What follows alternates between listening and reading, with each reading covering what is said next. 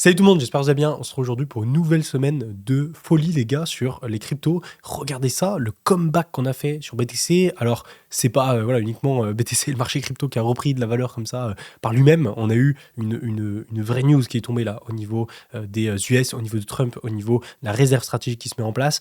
Comme vous pouvez voir, on a quelques cryptos qui ont plus performé que d'autres. Et donc, en général, c'est celles qui ont été citées dans les réserves stratégiques que veulent mettre en place les États-Unis. Du coup, on a eu XRP, Solana, ADA, on voit que sont ceux qui ont mieux performé. Il y a aussi eu BTC et ETH qui sont arrivés après, vous allez voir. Donc là, sur les dernières 24 heures, les gars, il s'est passé des folies. On a eu un insider qui a posé un énorme long avant que ça pète. Il a pris des millions parce qu'il avait l'info avant et en plus, on avait vu l'info avant. C'est dommage. On aurait pu le suivre, mais bon, c'était un peu du gambling. Derrière, on a cette news de folie qui tombe. Du coup, on passe de, voilà, en train de casser le range, on va aller chercher les niveaux assez bas vers les 75 000. Rappelez-vous, dans la dernière vidéo, on parlait beaucoup des 74 000 $, qui était une zone de bottom parfaite, en fait. Vraiment, on avait beaucoup de choses qui coïncidaient dans cette zone-là. Et du coup, ça nous a empêché d'aller vers ce bottom-là avec cette news pour faire au final une réintégration du range qu'on avait cassé la semaine dernière. Donc, c'est complètement lunaire. Au niveau weekly, vous allez voir qu'on a fait une clôture weekly qui a sauvé BTC. Mais surtout, vous allez voir, c'est les gaps CME qui sont super intéressants parce qu'on a un gap CME qu'on allait chercher mais qu'on n'a pas encore comblé. Et là, on a un nouveau gap CME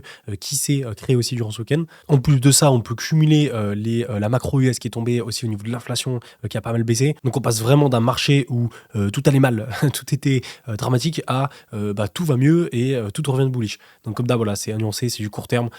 C'est beaucoup de bruit court terme. Mais en tout cas, dans le plan long terme, on reste dans l'optique on est dans une correction de bull run. Ça change pas. Et la vraie question qu'il faut se poser, c'est où est en fait le bas de cette correction pour pouvoir se repositionner avant que le marché reparte, quoi. Et là, pour l'instant, moi, je me focus surtout sur BTC et ETH, parce que vous allez voir que ETH, on est sur un point que je trouve hyper intéressant pour éventuellement passer un long terme, comme j'avais pu le faire déjà à l'époque.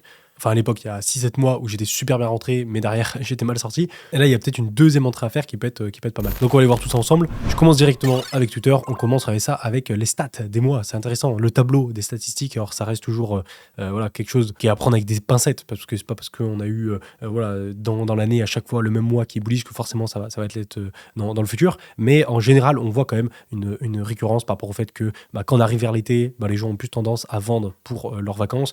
Quand on arrive vers les fins d'année, en général, on a beaucoup de volatilité aussi. Et je dirais pas qu'il y a des mois exactement, mais plutôt des périodes de 2-3 mois sur les cryptos où, en général, quand on voit ces mois-là dans les périodes de bull run, soit on reproduit les mêmes schémas. Et ça avait déjà été le cas là pour novembre-décembre, qui avait été, novembre-décembre, là on avait eu plus de 37% en décembre.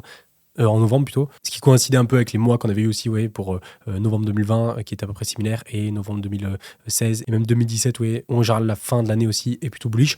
Et en général, du coup, quand on commence en fait l'année du bull run, souvent janvier, février, mars, c'est plutôt pas trop mal. Quand on arrive vers mai, avril-mai, mais surtout mai-juin, en fait, ça commence à être plutôt rouge, on le voit, parce qu'en fait, on arrive du coup vers l'été, comme j'expliquais. En général, l'été, c'est plutôt calme, et c'est surtout vers la fin, septembre, octobre, novembre, décembre, où là, on reprend pas mal de vert en général. Et en général, moi, ce que je marquais en bull run, enfin l'année du bull run, c'est qu'on va pas avoir trop de succession en fait de mois rouges. Souvent, on va avoir, ça a beaucoup varié. Du coup, c'est ce qui crée en fait ces corrections où on monte, correction, on remonte, correction, on remonte, correction. Ce qui fait que en fait, quand on a un mois qui est rouge, derrière, on peut enchaîner à la rigueur un deuxième mois rouge, mais rarement un troisième en fait. Et on va souvent alterner entre ce vert et ce rouge avec pas mal de volatilité. Et on le voit, regardez par exemple, si on regardait 2017 par exemple, on faisait rouge, vert, rouge, ensuite que du vert, ensuite rouge et que du vert. Et en fait, on avait donc des périodes de correction à ce moment-là, mais c'était assez rare d'enchaîner 2-3 mois de rouge.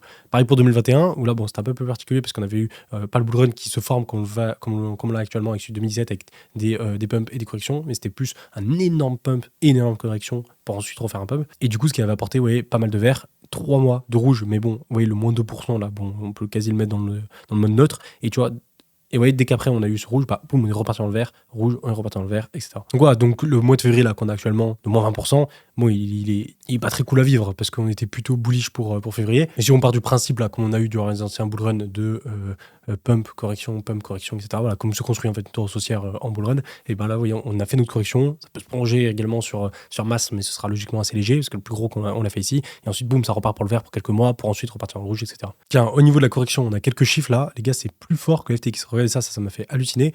On a deux graphes. On a ce premier graphe qui nous montre donc les traders qui sont en perte ou en gain. On voit les traders qui parfois montent très très haut en gain et qui descendent aussi très très bas en perte. Et là, on voit qu'on a fait un plus bas historique, les gars, par rapport à FTX. C'est-à-dire qu'on est au même niveau que pour FTX. C'est quand même ouf, parce que pour FTX, on était vraiment sur un marché baissier de chez baissier, tout le monde perdait, quoi. Et là, on est dans la même dynamique par rapport au nombre de traders qui sont gagnants ou perdants, quoi. Donc, on a autant de traders perdants que ce qu'on avait pour FTX. Et la deuxième stat qui est assez ouf, c'est le nombre de volumes de liquidation.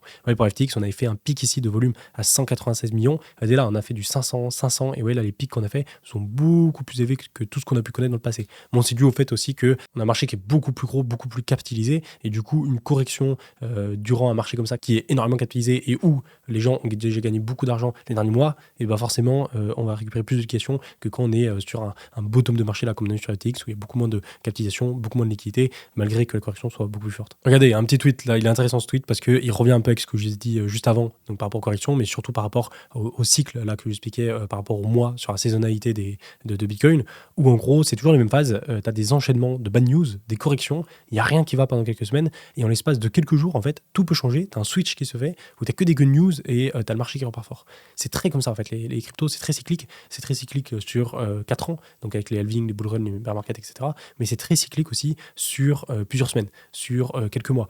Quand on a ces phases, surtout en bull run, en fait, on va monter très fort, on va corriger très fort, on va remonter très fort, on va recorriger très fort. Et en fait, le marché est obligé de faire ça pour essorer un maximum de gens, pour faire un maximum de pièges aux investisseurs, pour avoir un bull run qui se déroule tout le long. Parce qu'en fait, s'ils montaient sans faire de pièges comme ça, ce serait trop simple, il y aurait trop de gens qui gagneraient. Et c'est pour ça au final que quand on voit les cryptos, quand tu vois un bull run de l'extérieur et que t'es pas dedans tous les jours, tu te dis, bon, ça va, c'est tranquille, ça a fait que monter, bon, il y a eu des corrections, mais ça fait que monter, c'est pas compliqué. Mais quand t'es dans le bull run, en fait, et que t'as plein de pièges avec des hausses, des baisses, des hausses, des baisses, et au final, t'arrives tout en haut, c'est plus compliqué. Mais aussi, d'un autre côté, en fait, on profite plus de volatilité, et donc on peut aller chercher aussi plus de rendement en faisant ça, malgré qu'il y ait là aussi plus de risques. Mais du coup, ce qu'il faut vraiment se dire par rapport à ça, c'est que ce que je retiens avec le temps, c'est qu'il faut toujours garder en tête les prochaines phases, surtout en fait en bull run où ça change très vite. C'est-à-dire que quand on est dans une phase, comme on a vu là ces dernières semaines, où tout va mal, il faut toujours avoir en tête de se dire la prochaine phase va être haussière, et d'un seul coup, en fait, en l'espace de peu de temps,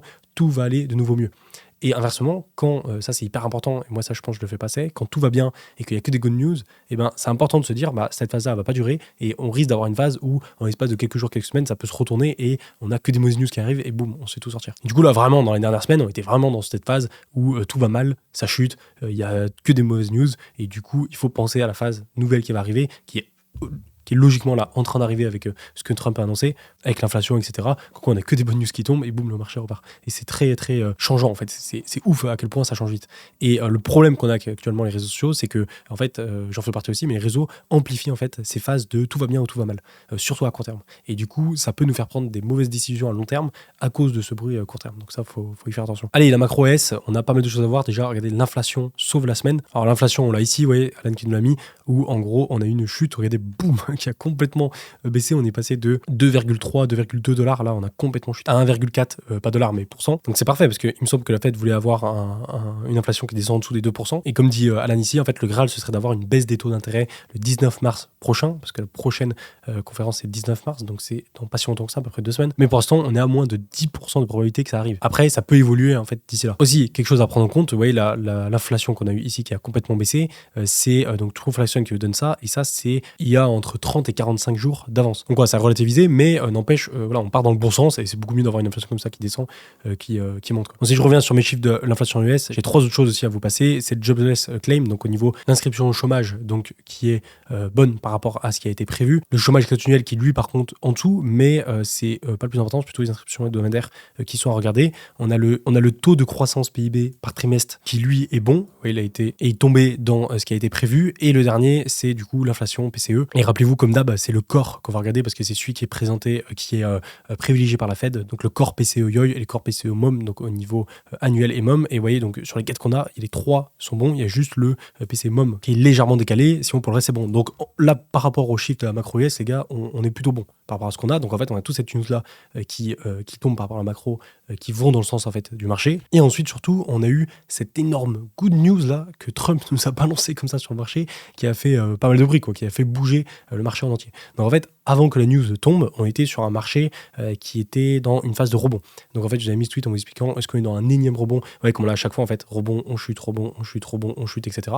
Ou est-ce qu'on est dans plutôt un retournement de structure. Et c'est vrai qu'on avait une sorte de petite épaule, tête-épaule là qui se mettait en place. On avait plus cette structure de retournement qui commence à se mettre en place que d'avoir un rebond, comme là à chaque fois, qui fait un rebond plus bas que c'est plus haut et du coup qui continue sa tendance baissière. Et surtout, ça, les liquidations qu'on avait au-dessus de nous, c'est-à-dire de 85 000 là jusqu'à 98 000 là, on avait énormément de liquidations à aller chercher et donc éventuellement un gros short squeeze aussi à aller chercher. Donc par rapport aux liquidations, par rapport au marché, on était pas trop mal pour monter, même si on restait dans cette tendance baissière avec le gap qu'on n'a pas comblé encore à 78 000 $.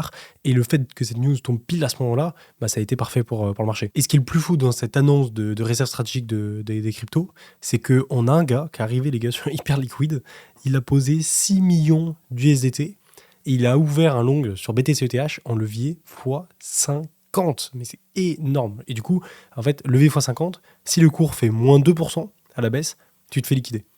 Et donc, c'est hyper risqué de prendre un levier x50, surtout sur 6 millions de dollars.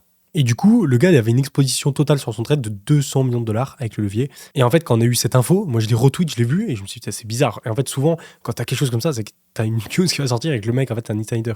Et c'est exactement ce qui s'est passé. Et au final, le gars, en fait, il est rentré juste avant la news, quelques heures avant que la news sorte au niveau de Donald Trump, là. Et quand du coup elle est sortie, ça a explosé et il a pris énormément d'argent, il a pris des dizaines de millions. Alors, je crois qu'il a coupé même un peu tôt ses trades, donc il a pas pu prendre au maximum de ce qu'il aurait pu prendre. Mais bon, c'est déjà pas mal. Et surtout, ce qui est bluffant dans cette histoire, c'est que, vous voyez, donc on a eu Trump qui annonce en fait qu'ils vont faire une réserve stratégique sur XRP, Solana et ADA. Et du coup, trop bizarre, parce qu'en fait, ils annoncent XRP, Solana et ADA. Et ouais, je dis, il n'y a même pas ETH. Par contre, il y a ADA. On dirait une blague, quoi. Et ils ne parlent pas de ETH ni de BTC. Et donc, au final, on a eu XRP, Solana et ADA qui ont explosé à la hausse. Et en fait, vu que peut-être l'insider qui est rentré, vu qu'il était positionné sur BTC ETH, il s'est dit, putain, mais BTC ETH, ils n'ont pas pété. Parce qu'en fait, il n'a pas parlé de BTC ETH. Et du coup, on ne sait pas si c'est parce que tout le monde lui a demandé à Trump s'il y avait BTC ETH, ou alors c'est parce que son insider, il a pas pu gagner de l'argent. Et ensuite, Donald Trump, il a fait un autre tweet en disant que la réserve stratégique contiendra aussi du Bitcoin et de l'Ethereum, et que bien évidemment, BTC et Ethereum, comme d'autres cryptos de valeur, seront le cœur de la réserve. J'aime aussi Bitcoin et l'Ethereum. Et du coup, derrière, ça a suivi, Bitcoin et Ethereum qui ont pété aussi. L'insider qui est rentré avant, qui s'est régalé. Personnellement, j'ai pu poser un petit trade. Ouais, je suis rentré un peu tard quand même, je suis rentré à 90 500 $, mais ça va, j'ai pu profiter. Alors, j'étais vraiment à très court terme, mais je peux profiter de cette hausse. C'était mon premier trade depuis un mois, les gars. Ça faisait un mois que j'avais pas posé de trade. Et du coup, ça fait plaisir de poser un petit trade gagnant. On a eu donc la clôture weekly. Regardez ça, c'est abusé. On allait chercher 78 000. Et en fait, hier, on était dimanche. Donc, on avait la clôture weekly qui allait se faire dans la nuit vers 1h, 2h du matin. Et au final, vu que la news a été annoncée dans l'après-midi, et en fait, toute l'après-midi et la fin, donc la soirée, on a eu le Bitcoin qui a complètement pump en daily, qui est remonté et qui a du coup permis de faire cette clôture weekly assez lunaire. On a une mèche qui descend à 78 000 $ et la clôture weekly qui se resitue au-dessus du range, dans le range à 94 000. Donc, bref, c'est assez ouf. Et dans la foulée, du coup, on a laissé des gaps CME un peu de partout. Et ça, c'est vraiment le point où je sais pas comment en fait on va s'en sortir sur BTC là pour pas recorriger. Et le point qui me fait un peu douter sur qu'est-ce qu'on va faire sur BTC, quoi. Parce que à la fois, c'est très bullish les news qu'on a eu, etc. Et on a eu une correction qui a sorti tout le monde. Et là, en fait, on peut réintégrer range et repartir à la hausse et en fait prendre tout le monde de court. Parce qu'en fait, là, ce qui se passe, c'est que quand vous avez une aussi grosse correction que ça, et que vous avez un rebond de cette façon, en fait, t'as pas forcément de gens qui vont suivre le mouvement et qui vont y croire, parce qu'ils sont toujours dans l'optique de on a eu plein de rebonds avant qui se sont fait éclater, et du coup, on est toujours dans cette optique-là. Et donc, ça peut être hyper intéressant pour le marché de repartir fort. Et c'est pour ça aussi que souvent, dans les corrections de bull run, on a des sortes de V où en fait on descend très profond et boum, on remonte aussi très très fort. Et après, hop, on repart. Mais là, le truc, c'est que du coup, avec ces gaps, vous voyez, on a donc le gap déjà qu'on avait ici à 78 000 $, qu'on n'est pas venu combler, enfin qu'on est venu combler partiellement, mais qu'on n'a pas fini de combler. Et là, on a un nouveau gap au niveau des 85 000 et quelques dollars. Et là, on est vraiment sur un énorme gap. Et en fait, le truc, c'est que vu qu'on a un énorme gap là au niveau des 85 000, on va logiquement aller combler. Enfin, les CME vont faire en sorte d'aller combler ce gap-là. Et en fait, si on arrive aux 85 000, on n'est plus très loin non plus pour aller finir de combler ce gap aux 78 000. Mais du coup, ça ferait revenir sur le point bas là au niveau des 78 000. Et par rapport à la news qu'on a eue juste avant, ce serait assez étrange en fait comme scénario. Donc c'est vrai, c'est assez étonnant. Et aussi, il faut prendre en compte, alors beaucoup de gens disent les gaps CME, on va forcément les combler. Enfin, 99% du temps, on va les combler. Du coup, il faut prendre en compte le fait qu'on aille le combler et qu'on ne crée pas un gap de rupture. Et surtout, il y a beaucoup de gens qui sont dans l'optique de se dire le gap, on l'a quasiment comblé, donc c'est sûr qu'on va le combler entièrement. Mais attention, ça c'est un gros piège sur lequel les gars j'étais déjà tombé en 2020, pour ceux qui s'en souviennent, on en avait pas mal parlé en vidéo à l'époque, alors c'était il y a 5 ans, ça remonte quand même, mais en gros en juillet 2020, ouais, je vous ai mis le graphe ici, on a un gap, pour ceux qui s'en souviennent, à 9600$, et ce gap là il était assez traître, parce qu'en fait on était donc venu pump en niveau de juillet-août, on était revenu le tester, ouais, et on était venu le combler partiellement avec une mèche, mais on n'était pas allé le combler entièrement en fait. Et on s'était arrêté à 9800$, alors que le gap était à 9600, 700$. Et en fait, derrière, bah, on n'est pas revenu le combler, et en fait, beaucoup de gens, dont moi, attendaient qu'on retourne combler le gap pour rentrer du coup, et en fait finalement bah, le bull run est parti, et derrière on a eu tout 2021 qui s'est déroulé. Et donc on peut très bien en fait avoir un gap comme on a eu comme celui-ci, où on vient le combler partiellement, mais à quelques centaines de dollars après, bah, on va pas le combler, et finalement bah, ça reste un gap de rupture qu'on reviendra jamais combler. Et ça c'est très traite, parce qu'en fait la plupart des gens vont attendre qu'on revienne sur ce niveau-là. Donc il faut attendre aussi à la session US là, de cet après-midi. Alors normalement elle sera déjà ouverte quand vous allez regarder la vidéo pour voir dans quel sens on va partir. Mais en fait, on pourrait très bien aussi faire une mèche qui descend assez fort au niveau des 85 pour aller combler ce gap-là. Et ensuite, boum, on remonte, on réattaque le range et là, on repart sans en fait combler le dernier gap qu'on a ici. Bon, et du coup, ETH, bon, j'ai mis un tweet pour dire est-ce que ce serait pas le moment de poser un giga long, les gars, sur ETH pendant que tout le monde le voit mort. Je prends le pari qui va faire un comeback comme à chaque cycle. Alors, c'est vrai qu'en général, pour rentrer sur les trades, les gars, je suis plutôt pas mauvais. Genre, en général, je rentre plutôt bien sur les trades et j'ai plutôt des bons points d'entrée. Où je me fais pas souvent sortir et la plupart du temps je déroule des trades mais énormes derrière. Le problème que j'ai, c'est que j'arrive jamais à cut mes trades. C'est que j'arrive bien à rentrer, mais souvent j'ai du mal à sortir et du coup je loupe tout le gain potentiel en fait que j'aurais pu faire. Et c'est un peu ce qui s'est passé pour Ethereum. La dernière fois que je suis rentré sur Ethereum, donc je suis rentré à ce niveau-là et j'étais re-rentré tout le long ici. Du coup, j'avais un prix moyen qui était à peu près à 2300$, donc au final à peu près le prix qu'on avait ici. Et là, toute la hausse qu'on a eu là, je n'en ai pas profité parce qu'en fait derrière, j'ai juste rajouté des positions et je me suis surtout dit bah ça va passer. Et du coup, j'ai laissé ma liquidation qui était ici vers les 2100$ et au final, bah, quand on s'est retourné, je pensais pas qu'on allait se retourner si fort. Et bah je me suis fait sortir sur un trade où j'aurais pu prendre tout le gain qu'on avait ici qui était hyper intéressant. Mais du coup, là, de nouveau, sur Ether, là, ça me paraît pas trop mal, en fait, pour reposer un long, un peu comme j'avais fait à l'époque ici, pour jouer, en fait, ce mouvement-là avec, vous voyez, le stop loss à 1900$, donc à peu près moins 17%, pour jouer un ratio risque-récompense de 4,5, ça veut dire que je vais perdre 1, donc si je perds 1, et si je gagne 4,5. Donc c'est assez intéressant pour rejouer en fait le haut des 4000$. Là, on revient haut. Le truc, c'est que j'ai pas énormément de liquidité de côté, donc je vais pas pouvoir poser un gros long. En tout cas, je reste persuadé que même si Ether, bon, il a pas mal de problèmes par rapport, on en a déjà parlé, mais par rapport à sa blockchain, par rapport à ce qu'il apporte sur le marché comparé à d'autres layers comme on a sur Solana, etc., qui sont beaucoup plus efficace dans ce bull run là, et ben je pense que comme d'habitude en fait on aura toujours un retour d'Ethereum, ça reste la deuxième plus grosse crypto, et c'est pas la première fois qu'on voit ça. On a toujours eu ce genre de phase sur Ethereum où on le met complètement de côté parce que on a pas mal de mauvaises news, et puis après, boum, il revient, et tout le monde, en fait, redevient bullish sur Ether. Ça, c'est pas la première fois. C'est vrai que celle-là, elle est quand même assez accentuée, et j'ai rarement vu un aussi gros FUD, en fait, sur Ethereum. Mais ça avait déjà été le cas en 2021, ça avait déjà été le cas même pendant les bear markets, et à chaque fois, il a pu revenir. Et en réalité, c'est même pas en plus un gros risque à prendre au final, parce que même si, bon, Ether, il est toujours, imaginez, il est toujours mis de côté pour ce bull run, et il est pas trop dans le feu du bull run, quand le bull run va repartir, il va au minimum revenir à, même pas son ATH de 2021, mais au moins son ATH qu'il a fait ici à 4000$. En tout cas, le ratio risque-récompense, le reward, c'est plutôt intéressant, je trouve. Mais le truc, encore une fois, c'est toujours compliqué en fait de rentrer à ce moment-là, parce que, ouais, par exemple, on a le Beacon CME que je vous ai montré juste avant. Si on vient corriger à 78 000, on revient dessus, Ether, il va corriger aussi, et du coup, là, les 1009, bon, il devrait logiquement tenir, mais on n'est pas à l'abri que voilà, une mèche qui vienne sortir ça. Donc il y a quand même un risque avec qui est pas complètement mettre de côté. Allez, on passe sur les data, et ça, on est à 1 milliard de dollars de liquidation, les gars. Encore une fois, vraiment, on enchaîne les milliards là. J'ai l'impression que toutes les semaines, on a au moins 1, 2, 3 milliards de dollars de liquidation qui se font, et on a plus de shorts que de longs. Alors ça, c'est dû au fait que on a pump, forcément, ça va dans le sens, mais on a quand même, vous voyez, 412 millions de longs qui sont liquidés en 24 heures. C'est énorme, surtout pour un marché là qui a pump énormément sur les 24 heures. C'est-à-dire qu'on a beaucoup plus de longs qui se positionnent, et du coup, la moindre petite correction, on a pas mal de longs qui se font décimer. Et on le voit aussi, par exemple, là, sur la correction qu'on a fait des 92 000 aux 78 000, on a eu peut-être 2 milliards, 2,5 milliards au total qui ont été liquidés, alors que là, à l'inverse, quand on remonte, on a moins, vous voyez, on a 1 milliard, ça reste beaucoup, mais on a moins que quand on baisse.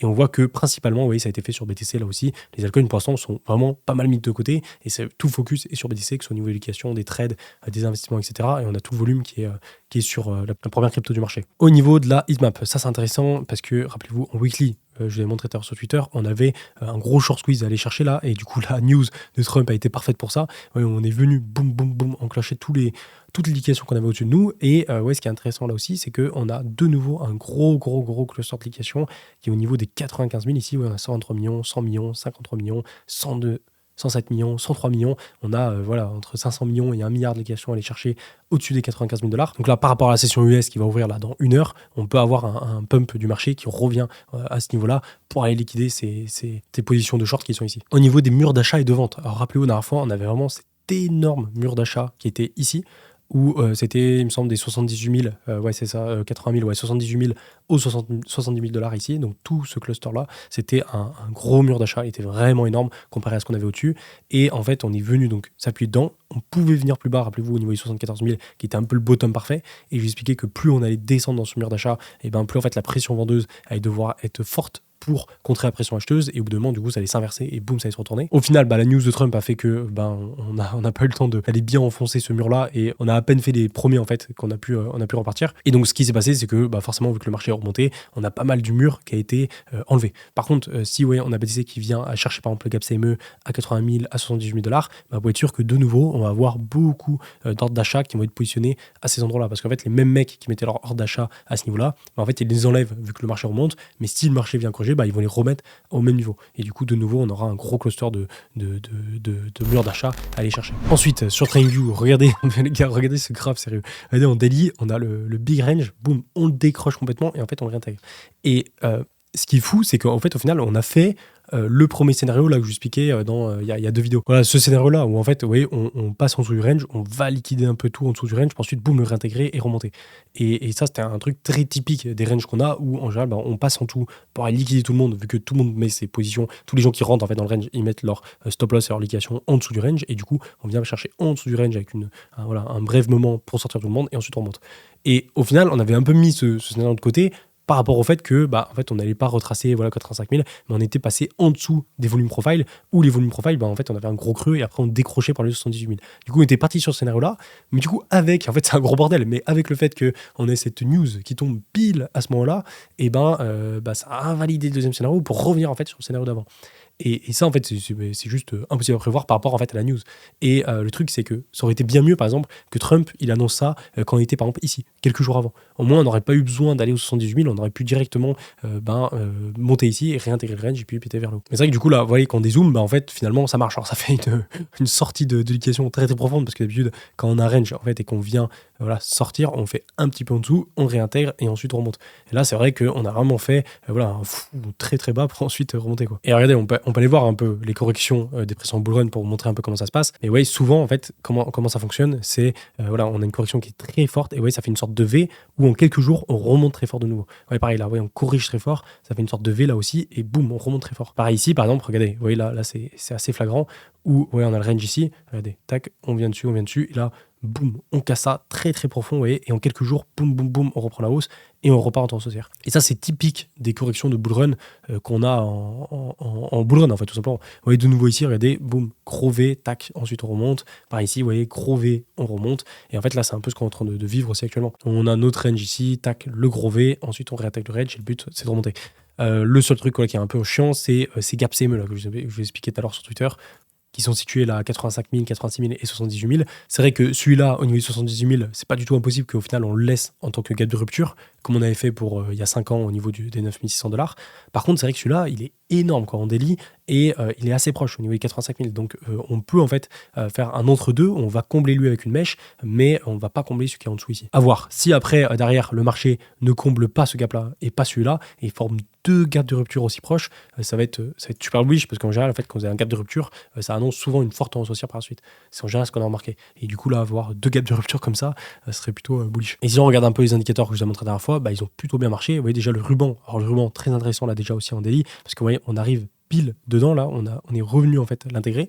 Donc là, le haut du ruban, ouais, il y a 95 000 $. On pourrait passer au-dessus durant cet après-midi avec la session US, à voir ce que ça donne, mais surtout, regardez en weekly. En weekly, je vous l'avais pas mal passé dans la dernière vidéo pour expliquer que, en général, en weekly, vous voyez, on vient s'appuyer dedans durant la correction. C'est ce qu'on avait fait en 2017 à chaque correction du bull run. On s'appuyait dans le ruban pour ensuite se relancer. Et là, de nouveau, vous voyez, on est venu s'appuyer dedans pour se relancer. Et on avait vraiment le bas du ruban ici qui était à 74 000 $, 75 000. Mais oui, on n'a même pas eu besoin au final d'aller chercher aussi bas. On a pu s'arrêter avant. En tout cas, ruban super intéressant. Et surtout, vous voyez, si on a le rebond là qui se fait avec le marché, hop, qui repart, en fait, derrière, le ruban, il va remonter légèrement. Et du coup, pour la prochaine correction, ça paraît intéressant de nouveau le regarder. Après, prochaine correction, je me demande si on sera pas en bear market, quoi. Je sais pas trop comment ça va se passer, mais personnellement, je pense prendre TP sur la prochaine hausse. C'est-à-dire que là, si on vient à casser le range et à refaire une jambe haussière sur BTC, logiquement, les altcoins devraient partir avec et faire leur algo season.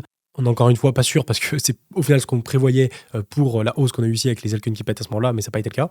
Mais c'est vrai que si on a une autre jambe haussière là, moi je pense que je prendrai pas mal de TP et je sortirai en fait du marché parce que derrière en fait la correction qu'on aura sera soit une correction pour repartir en bull run qu'on le vit actuellement, soit ce sera vraiment le top de marché et on partira en bear market. Et ça sera un peu compliqué à savoir, à part par rapport à la temporalité. Si on voit que on a la correction, prochaine correction qui commence à se faire, donc on a comme ça par exemple ici, et là on commence à corriger et qu'on est ici par exemple au mois de juin, et il est quand même assez probable que on corrige et qu'en fait on reparte par exemple pour la fin d'année sur le top du marché. Par contre, si on voit qu'on fait ça, que ça assez long, et derrière, au final, la hausse arrive ici, et là, on est fin 2025. Là, pour moi, on sera plutôt sur une fin de bull run, et si on commence à corriger, je ne serai pas en mode, vas-y, je vais racheter pour rejouer le rebond. Je pense qu'on partira plus en bear market. Donc, ça dépendra encore une fois de la temporalité du cycle. Plus on se rapproche vers la fin d'année, plus en réalité, on a de chances d'être proche en fait du top du bull run. Allez, ouais, pour tout ça, on a Bitcoin dominance, c'est ça qui est très très haute. On a une énorme divergence d'ailleurs, il me semble, sur la Bitcoin dominance. Ouais, là, on a vraiment le cours qui monte avec le RSI qui descend. Bitcoin dominance assez haute, elle est quasi sur ses plus hauts, là, vous voyez, à 61%. De nouveau, je pense que je suis toujours moi, je suis toujours dans la même optique que si Bitcoin, il part à la hausse, malgré qu'il pump, il va plus performer que les altcoins. Et donc, on va de nouveau avoir une Bitcoin dominance qui va remonter pour ensuite, logiquement, enfin, pouvoir verser la liquidité de Bitcoin aux altcoins et commencer cette alt season. Mais bon, on n'y est pas encore, il y a encore un peu de temps. Du côté des altcoins, il y avait juste Ethereum, que je trouve intéressant. Alors, à très très court terme, on a une petite FVG là, en 15 minutes, ici, qu'on peut aller chercher au niveau des 2200 $. Mais si on dézoome complètement en weekly, c'est vrai que là, moi, ce que j'ai dit sur Twitter, une entrée en fait à ce niveau-là, avec le stop loss un peu plus bas au niveau des 1009 par ici et un TP au niveau des 4000, ça me paraît pas déconnant comme trade. Du coup, ça fait un risque ratio de 4,5, donc c'est pas dégueu. Surtout en fait après cette phase-là où on a corrigé, mais abusé quand même pour un bull run. Voilà, moins 50%, c'est pas mal. C'est pas mal, et surtout là, en fait, on revient sur ce support historique là des 2000 $ qu'on tient depuis quand même décembre 2023, quoi, où à chaque fois, on revient ici, et on revient de nouveau ici. Et on peut le prolonger de cette façon, à chaque fois c'est tenu. C'est pour ça qu'un stop loss en dessous au niveau des 1009, ça me paraît pas déconnant, et en prenant en compte le fait aussi que tout le monde est très très pessimiste sur Ethereum, et personne ne veut vraiment miser dessus en fait actuellement. Ce qui est en général le bon moment en fait pour justement miser dessus. Je pense que vous commencez à comprendre la logique. Enfin bref, voilà pour tout ça. Je finis avec le commentaire du jour de Jean-Michel 9956 qui me dit: pourquoi tu ne shortes jamais? Bonne question. Alors c'est un peu une règle que j'ai. En bull run, je vais jamais essayer de shorter. En bear market, je vais jamais essayer de long non plus. parce qu'en fait, tu as des moments comme on l'a eu là sur les derniers mois où c'était hyper intéressant de shorter. C'est-à-dire que là, tu shortais BTC, tu pouvais faire de l'argent. Mais derrière, vu qu'on est dans une tendance de fond qui est haussière, les moments, en fait, les opportunités longues vont être beaucoup plus importantes que les opportunités de short. Et du coup, aller se risquer sur les shorts, c'est tu mets pas les probabilités de ton côté, quoi. Et en réalité, tu peux le faire, hein. Je connais des mecs qui shortent en bull run et qui arrivent. Mais derrière, c'est du risque en plus parce que la tendance de fond est pas forcément avec toi. Et personnellement, c'est pas ce que je gère le plus. C'est-à-dire que moi, je me suis beaucoup plus entraîné, j'ai beaucoup plus expérimenté sur des longues que sur les shorts. Du coup, j'ai beaucoup plus de facilité à bien rentrer sur les longues, à rentrer au bon moment, en fait, pour longue, que de rentrer au bon moment pour short. Mais après, par contre, en bear market, c'est intéressant de short. En 2022, moi, j'avais fait pas mal de short surtout sur les altcoins aussi. Je me souviens, j'avais short Solana à fond aussi quand on avait eu FTX. J'avais pris pas mal d'argent à l'époque parce que, en fait, tout baisse à l'inverse du bull run. Et du coup, là, c'est beaucoup. Les probabilités s'inversent et si tu as plus de chances au final, tu auras plus de probabilités, tu auras plus d'opportunités à prendre en short que de prendre en long sur un marché baissier. Et du coup, quand je vois que le marché dévisse, comme là, il s'est passé sur le dernier mois, là, par exemple, ça fait un mois, j'ai pas posé de trade parce que le marché était un peu dégueulasse et ça valait pas le coup, en fait, j'avais pas d'opportunité de rentrer en long dessus. Par contre, j'allais pas me mettre à short non plus. J'étais plutôt dans l'attente de voir ce qui se passe. Et en fait, le problème de short en bull run, là, comme on l'a vu actuellement, vous voyez, la tendance peut être baissière. En fait, tu peux avoir plein de choses qui te montrent que on va baisser, comme là, on l'a eu quand on a cassé le range. Et qu'on a cassé aussi les volumes profile, ouais, quand on a cassé 86 000, boum, on est directement redescendu vers les 79, 78 000. Mais le truc, c'est que vu qu'on est en bull run, t'as souvent des bonnes news, quoi. Vous voyez, que ce soit au niveau de l'inflation, comme on l'a eu là par exemple avec Trump, qui tombe. Et du coup, il suffit que tu sois en short et tu tombes, boum, sur une good news comme on a eu hier, tu te fais sortir direct, quoi. Donc voilà, bon, vidéo un peu longue, j'essaie de la faire le plus raccourci possible, mais c'est vrai qu'il y a pas mal de choses à dire. N'hésitez pas à me dire qu'est-ce que vous pensez en commentaire de tout ça, qu'est-ce que vous allez faire vous de votre côté au niveau du marché. Comme d'habitude, vous avez tout dans la description si vous intéresse pour aller trader sur Bluefin, ZoomX ou pour investir sur Swissborg. Je vous laisse là-dessus pour aujourd'hui, moi je vous dis à plus. Ciao.